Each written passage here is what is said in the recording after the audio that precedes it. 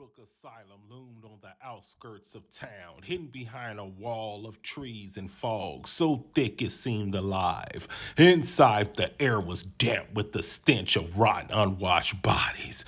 The patients, lost in the depths of their own broken minds, shuffled through the halls like ghosts. It was here that Malcolm Graves reigned.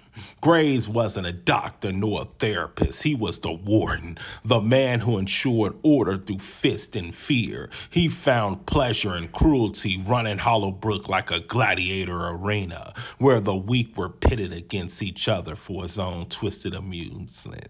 The orderlists turned a blind eye. Those who didn't were either dismissed or made an example of. Among the inmates was Ellis Carter, a frail man with hollow eyes, once belonged to a poet.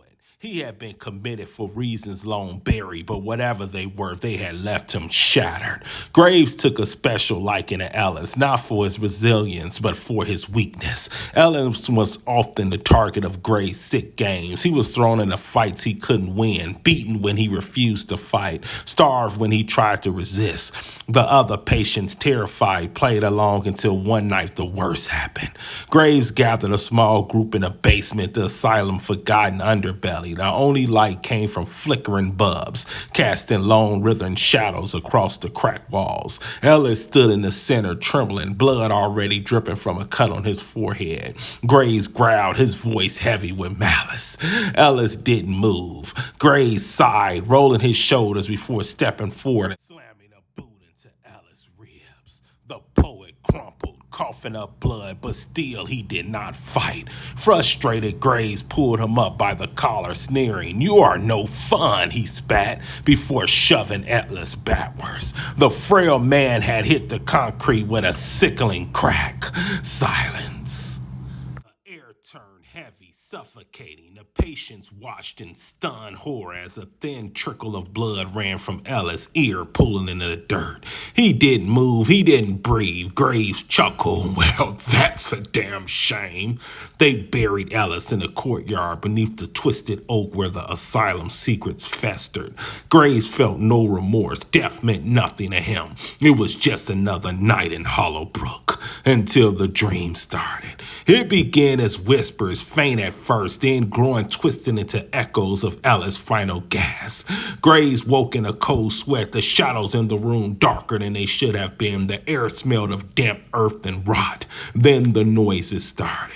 A scraping at his door in the dead of night, the flickering of lights when no one was there, the sound of bare feet shuffling along the halls. One night as he stumbled to the bathroom, Graves caught his reflection in the mirror, and behind him stood Ellis. His face was pale, his mouth split in a sickling grin, his eyes hollowed and black, boring to Graves' soul. He spun around, nothing. Graves' cruelty had turned against him.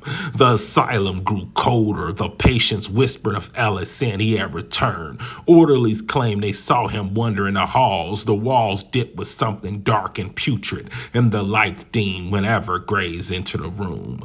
Then came the night of reckoning.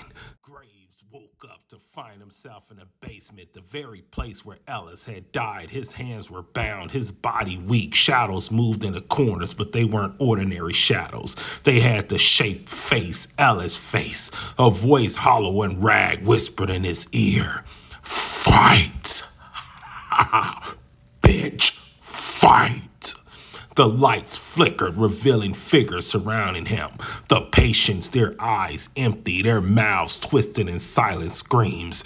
Ellis stood before them, his form shaped in between flesh and decay, his head tilting unnaturally. "Fight!" he said again. Graves screamed.